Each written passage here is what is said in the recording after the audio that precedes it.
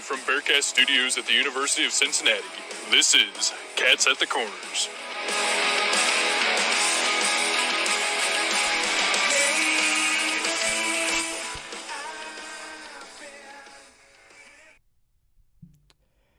Happy Friday and welcome to the pregame/pre-series edition of Cats at the Corners.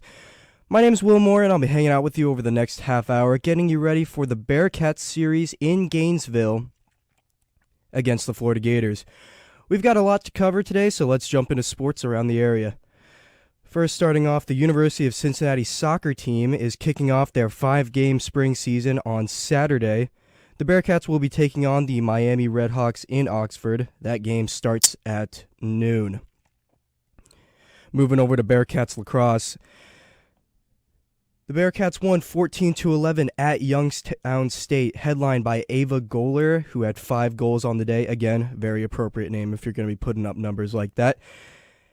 And the Bearcats lacrosse team is going to be taking a little bit of a break. The Bearcats will be back in action next Tuesday at Ohio State. So if you're at all interested, maybe you're originally from there, maybe go home, check that game out, come back, be ready for class.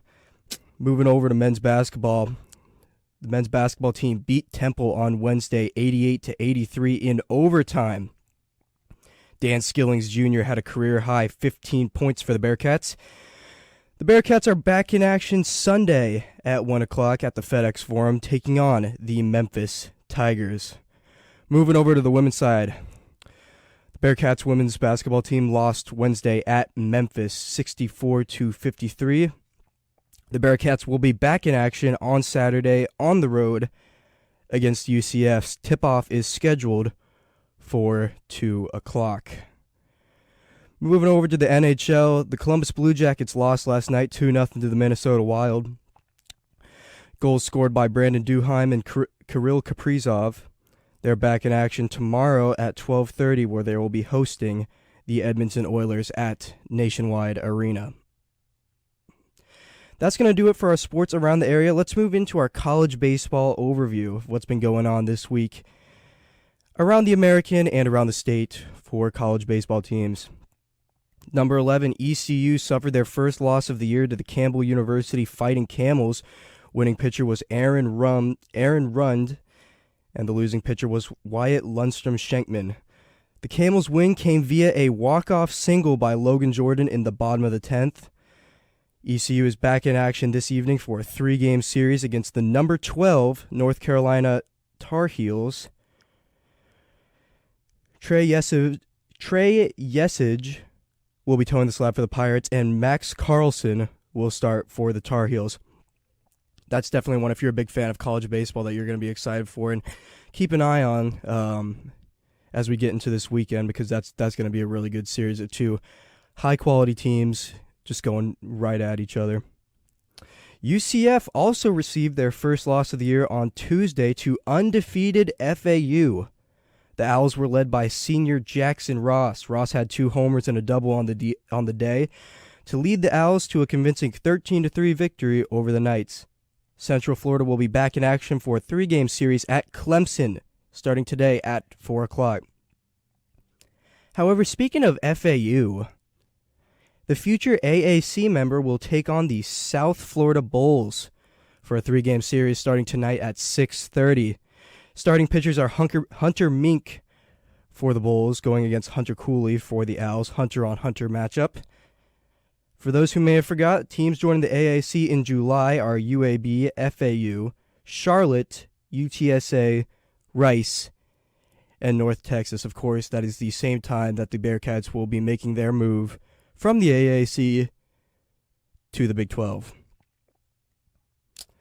The Houston Cougars lost to future AAC members. Speaking of future AAC members, the Houston Cougars lost to UTSA via a Roadrunner run rule. Try saying that 5 times fast. 12-2. The Roadrunners were led by sophomore Matt King, who had 3 hits on the day, one of which being a triple and another being a home run. King also had 32. That is not correct. My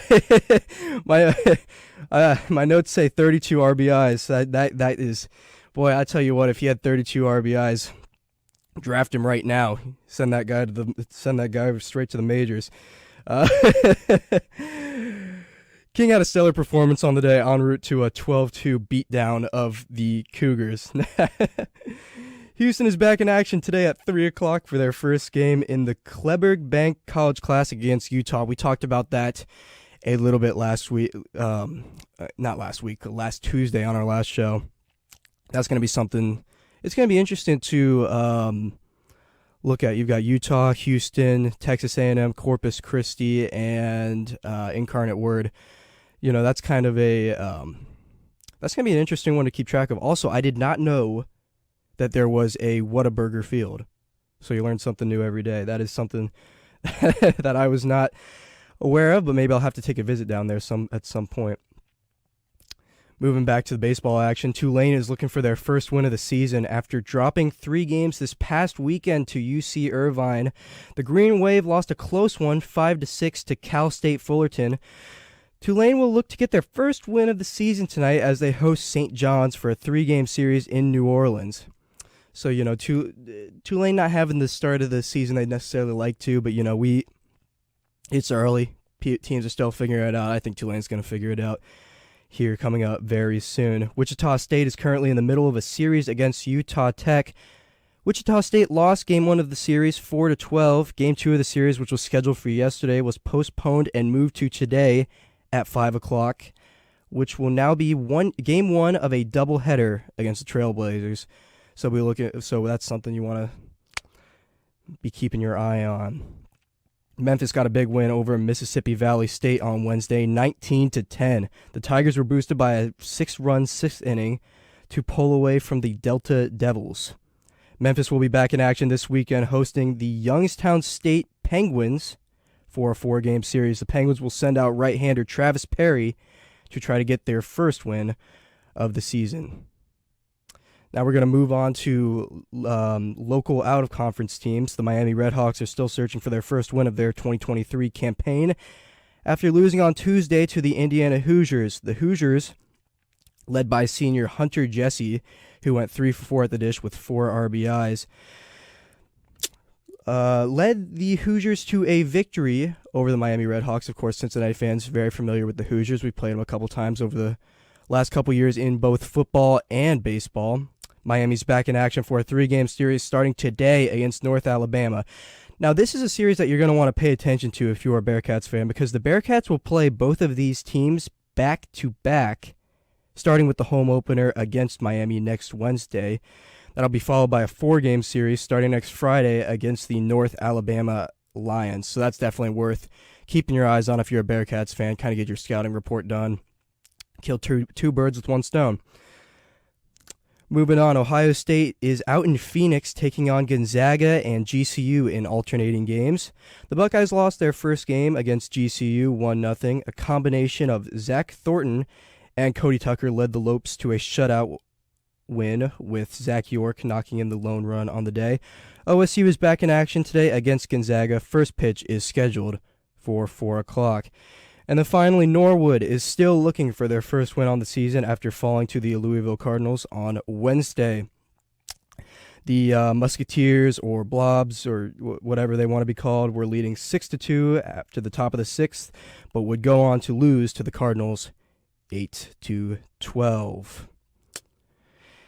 And so that's going to do it for baseball around the area. And so let's jump right in to our preview of the Florida Gators and what we can expect this weekend. So the 2-2 Bearcats will be heading to Gainesville this weekend for a 3-game series against the Florida Gators. The 4-1 Gators coming to this weekend at number 7 in the nation, according to D1 Baseball, and number 2 in the nation, according to Baseball America. There's so many polls out there at that point. I usually just use the D1 Baseball because that seems to be the one that most of the college websites use, but there's like 100 polls out there, so take whichever one you like. And Game 1 is tonight, and big news, you can watch. First pitch is scheduled for 6:30 on SEC Network Plus. Game 2 will be Saturday at 4 o'clock, and Game 3 will start Sunday, at noon. Both those games will also be available on SEC Network Plus. So let's take a look at the Florida Gators and what we can expect from them this weekend.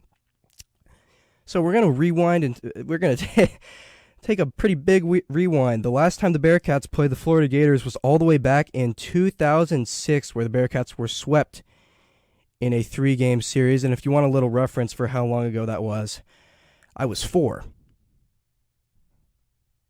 So yeah, it's been a while. Florida's coming into the weekend 4-1. Bearcats are 2-2, including the forfeit in Game 3 of the dual forfeit, in Game 3 against the Georgia State Panthers. Florida started the year with a 3-game sweep of the Charleston Southern Buccaneers, with 2 of those games ending early via run rule. Their only loss came at home against the South Florida Bulls on Wednesday. They were preseason picked to finish second in the SEC East, only behind Tennessee. They also received 1 vote to win the SEC championship. Other teams that received votes were LSU, who had 11, Ole Miss, who had 1, and Texas A&M, who had 1 as well. So let's get into some of the players for the Gators that you're going to want to keep your eye on if you're a Bearcats fan, and that the Bearcats are going to try to limit this weekend. So first of all, Florida is represented on the preseason All-SEC team by catcher B.T. Ryopel. Ryopel spent 3 seasons with the Coastal Carolina Chanticleers before transferring to Florida for the 2022 season. Last year went 304 batting average, 69 hits, 15 big flies, and 55 ribbies. So far this year, he's been solid. It's been highlighted by a 3-hit, 2-run, 5 RBI opening day against Charleston Southern. However, he didn't start last game against the South Florida Bulls, but that was kind of a bullpen day. Not really sure what was going on there. Probably just, maybe resting some guys, get ready for the weekend series against the Bearcats. And then on the All-SEC second team, they had starting pitcher Hurston Waldrep. We'll likely see Mr. Waldrep on Saturday, as that's when he's slated to start for the Gators. Some other Gators that you're going to want to watch for on offense, sophomore Jack Caglione. Jack is actually a two-way player. In his first start on the season against Charleston Southern, 6.2 innings pitched, 0 runs, 1 walk, 9 Ks. Overall, really solid performance from this guy. And then on the other side, 8 hits, 5 runs in 16 at-bats with 2 homers and 6 RBI. That is, of course, on the season so far. That is not... He did not have 16 at-bats in one game. Another Gator you're going to want to be on the lookout for this weekend, sophomore Ty Evans. On the year, he has 8 hits in 19 at-bats, 11 ribbies. In 2022, he had a .242 average with 24 hits, 5 doubles, 1 triple, and 5 home runs. This guy can straight hit. If you've got runners in scoring position, odds are he's going to try to knock them home. Well, everyone's going to try to. He's got a pretty good chance of doing it. But yeah, this is just a reliable hitter. Doesn't always get the long ball, but he can just flat out hit. Moving on, we're going to talk about junior Josh Rivera. Rivera has 6 hits on the year in 16 at-bats and 6 RBI. In 2022, had a .254 batting average with 57 hits, 8 doubles, 2 triples, and 9 long balls. This is an extremely well-rounded hitter. Again, this is a guy that it feels like he can kind of get you whatever you need. But here's the interesting thing about Josh Rivera on the year. He has yet to have a hit that goes for extra bases so far this year. So hopefully Coach Guggen's squad can keep that going this weekend. But, for this guy, it's only a matter of time before, he starts taking some extra bases on these defenses. And then here's something, moving kind of away from player profiles, here's something that to keep in mind for this series. Just a reminder, the Bearcats still have suspensions that need to be served. The suspensions can be spread out over the next 5 or so games, but it's going to be interesting to see what factor that has in this weekend's games. If certain players are being sit, in different games on the series, depending on how things go.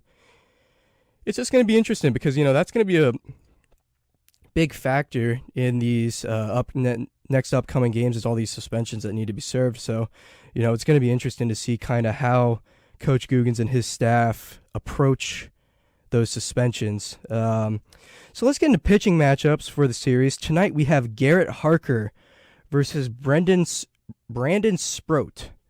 Brandon is a junior righty out of Pace, Florida. His first start of the season went against Charleston Southern. He went 5.2 innings with no hits, 3 earned runs, 3 walks, and 7 Ks. In 2022, he had a 3.41 ERA, went 9-4 in had 16 starts, and a 251 batting average against. So here's the thing. This is kind of where, kind of in contrast to a lot of the Bearcats starting rotation. This is a guy that's absolutely oozing with experience. You'd say for the Bearcats starting rotation, that'd be a guy like Dylan Broski. But, unfortunately, Broski's not slated to start this weekend. I assume it's still because of the injury he suffered against Georgia State. So we are hoping that he will be back when we can get him back. I have not heard anything additionally about that. If you do hear something, actually, go ahead and send it to us on Twitter at Cats Corners. Shameless plug in the middle of the show. But no, this is a guy that's absolutely oozing with experience. This is a guy that's not gonna sweat very easily. So the Bearcats are gonna have to just stick to what their game plan. Go out there like it's any other day, and we'll get more into this in the keys of the game later. But just stick to what we know, and everything will work out for the Bearcats. Opposing Mr. Sproat is Garrett Harker. Garrett coming off a great outing against Georgia State, 5.0 innings pitched, 5 hits, 1 earned run, 3 walks, and 7 Ks. And it looks like Garrett is going to be asked to do a lot more this year. He only had 6 starts in 2022. Of course, that included a lot of starts from Connor Lynn and Bo Keithley. Bo Keithley is gone. Connor Lynn has not started for the Bearcats yet this year. But no, looks like they're going to be asking a lot more for Garrett Harker. And at this point, why wouldn't you? He had a great start. It's only one game. Guys are going to have their ups and downs over the course of the season. But, they've got some great hitters down there in Georgia State, and, he went out and played a good game. The Bearcats didn't get the result, but, still overall very solid record, very solid outing. I don't know why I was saying record. By Garrett Harker. Let's move on to Game 2. Game 2, we've got Chase Horst going against Hurston Waldrip. Talked a little bit about Hurston Waldrip earlier. He's a right-handed junior. He had his first start against Charleston Southern, 5.0 innings pitched, 4 hits, 2 runs, both of which were earned, 2 walks, and 6 Ks. And then, kind of like Coach Guggens said in his press conference earlier this year, this Florida team has a really solid pitching staff, especially when you look at their starting pitchers. But also, like Coach Guggens said, I agree. I think that that starting pitching and just pitching in general can be a big strength for this Bearcats team in their 2023 campaign. So it's going to be fun though to see how our hitters respond to this type of challenge, because they've got some good guys going on the mound for Florida, so it's gonna. But we've also got some good hitters, so it's gonna be interesting to see how our hitters attack these guys on the mound. Going against Hurston is Chase Horst. The freshman lefty had his first career start last week against Georgia Southern, and boy, he made the most of it. 4.0 innings pitched, 2 hits, 1 run, which was earned, 3 walks, and 5 Ks. We knew this about him coming out of, I guess you would call it high school. He's got great stuff. This guy, I've said it every time, this guy was made to be a baseball player. But, we always talk about that, well, you need experience. How is this going to translate at the next level? And, again, only one start. Guys are going to have their ups and downs over the course of the season. But, it was a great starter, and we're gonna see how he responds. This is going to be a big environment. The environment's going to be a lot better than it was at Georgia State. We're going to see how Chase responds to that, and it's going to be fun to watch. It's going to be fun to watch and see what he can do. And then finally for Game 3, we've got Chase Hopewell versus Jack Caglione. Chase Hopewell will get his second start for the Bearcats in his second consecutive week. Last week, he took up a lot of innings for the Bearcats by going for 4.0 innings, 6 hits, 4 runs, all earned, 1 walk, and 4 Ks.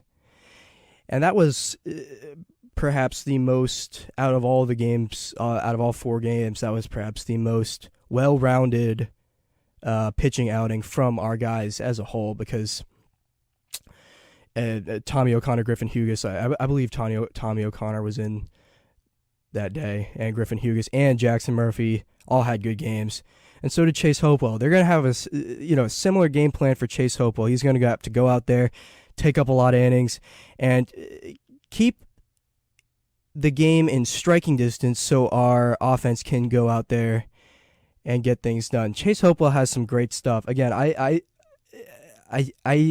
people get so hung up on the 4 runs. But here's the most important part. The Bearcats won that game. All of the pitchers played extremely well that game. And, Chase Hopewell, again, this is a guy that doesn't have... last year, he only came in out of the bullpen. I believe had 13 innings pitched on the year last year. Only out of the bullpen. Didn't start. Made his first start for the Bearcats last week. And I think did good. And I'm excited to see... Again, I'm excited to see how these guys respond to this environment because, Gainesville is going to be a pretty good environment. We all know that going in. So it's going to be fun to see how they respond to a good team in a good environment. Chase is going to go against Jack Caglione. We mentioned him earlier on our watch list. Look, this dude has great stuff, and he's a force to be reckoned with on both sides of the ball. The Bearcats are definitely going to be looking to minimize Jack Caglione and his impact as much as possible if they want to take some of these games in Gainesville and possibly come back to Clifton winning the series against the Florida Gators. So real quick, I want to do a dive into the Gators' recent series against the South Florida Bulls. It was a 2-game midweek series that started in Tampa. Game 1 ended 6-1 in favor of the Gators and it was a highly impressive pitching performance from Cade Fisher, who started the game for the Gators and went 4.0 innings with 1 run, which was earned, 0 walks, and 6 Ks. He was then relieved by Ryan Slater in the 5th, who went 3.0 innings with 1 hit, no runs, 4 Ks, and the win. Brandon Neely would come in and get the save for the Gators. So that's the type of pitching performance that the Gators are going to want to look to put on this week. Anyone would want to put on a pitching performance like that. And, Bearcats hitters are going to have to do their best to disrupt people's flows. Don't let them get comfortable and get started on the scoreboard early. And, that pitching performance kind of reminds me of Sunday's game a little bit for the Bearcats. I know the Bearcats gave up more runs, but still, you just talk about an overall solid pitching performance. And, it's fun to watch when your guys can go out and do something like that. So let's dive into Game 2. And Game 2 is where stuff gets pretty interesting. So the Gators pulled ahead and stayed ahead for most of the game. It was 3-3 heading into the bottom of the 5th. But this is where the Gators, and then this is kind of what I was talking about. This is where the Gators would really capitalize and break away from the South Florida Bulls. The Gators would extend their lead to 6-3 via 3 RBI singles by Jack Caglione, Josh Rivera, and Ty Evans. Now let's fast forward to the bottom of the 8th. Scoring started back up when Luke Heyman scored via a throwing error. Michael Robertson would then hit an RBI single to bring the score to 8-3 for the Gators heading into the 9th.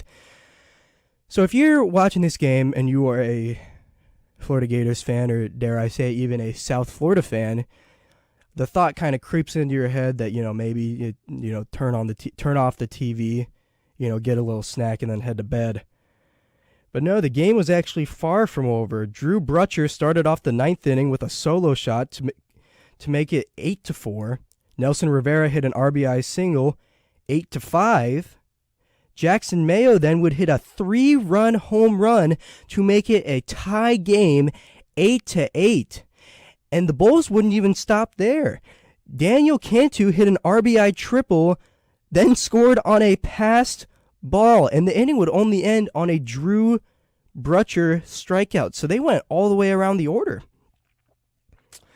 The Gators would end up scoring 1 run of their own, but it was too little, too late. The Bulls would take game 2 and tie the series. So what can we as Cincinnati Bearcats fans take away from this? So that was game 2 was pretty much a bullpen day for the Florida Gators. And so you're going to want to, if you are Coach Guggen's squad, you're going to want to try to get deep into their bullpen. If they can make Kevin O'Sullivan get deep into his bullpen and maybe throw out some guys that sweat a little easier than some of the other guys on the Florida roster, it could be a fun day for Bearcats hitters, but you got to get that started early, make them keep throwing guys in there and, get to the guys that you really want to tee off on. And then that goes back to the other thing. Another key is you got to play Bearcat baseball, and I kind of talked about this a little earlier. And this is something that Coach Guggen said in his press conference. The harder you try, sometimes the worse you do. And I think that's key for the Bearcats going into this weekend series. So it's a big stage. Stay cool, play your game, and don't try to force things based on who you're playing against. And I kind of like what Coach Guggen said about Georgia State. They're a good team too. And I'm not gonna, and he wasn't saying they're the Florida Gators, and I'm not gonna say that they're the Florida Gators, but that's a really good team. They've got guys like Max Ryerson, JoJo Jackson, and those guys can flat out hit. So that's a really good team.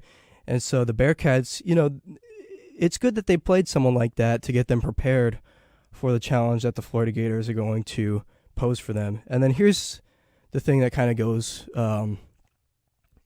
with keeping the cool and realizing that the Florida Gators are human.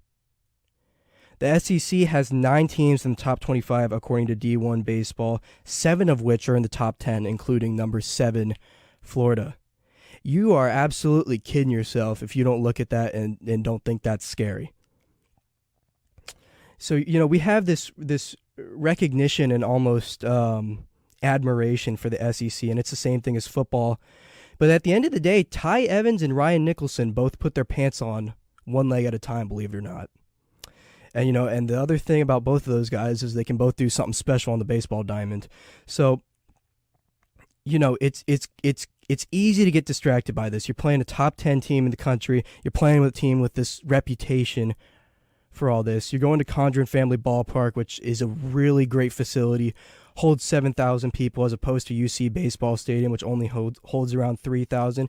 And so this series is really going to test what these Bearcats are made of early in the season. And, I know it's early in the season, and it's just one series out of the year. But still, this is a great opportunity for these Bearcats to go out and show the country, put their foot down, and make a statement and show the whole country what Bearcat baseball is all about. And so, going back to it, I kind of want to say, I kind of want to bring this quote up, and it's from John Tortorella, former coach of the Columbus Blue Jackets, before the series against the Tampa Bay Lightning. He said, "Forget about skills, forget about X's and O's. It's a mindset of believing." And that's kind of, me personally, that's kind of my biggest thing for being a fan, is believing. You gotta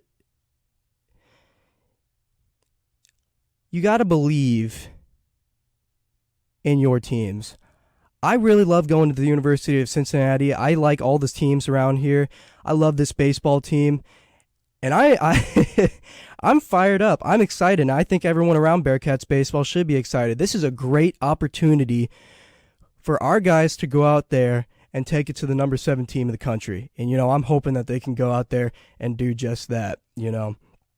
I am beyond excited for this series. I was, last night I was pacing back and forth. I was just so excited for everything that this series has to offer. And so if you're a Bearcat baseball fan, I can tell you this. All of those guys in that locker room believe that they can go toe-to-toe on any day with any team in the country. And if they don't, then why would we even do this? And I believe it. I believe it right there with them. So I'm really excited for this series. It's going to be a good one. Hopefully the Bearcats can take it to the number 7 team in the country, the Florida Gators. That's going to conclude our show for the day. Thank you so much for listening. Be sure to check us out on Twitter at Cats Corners. Show's called Cats at the Corners. And if you miss a show, we've got you covered. Episodes will be available same day on YouTube at Cats Corners, so be sure to subscribe so you don't miss a thing.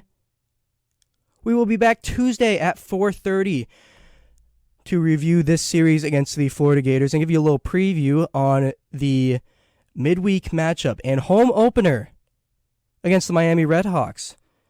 But until then, I've been your host, Will Moore. Have a good weekend, and let's go Bearcats.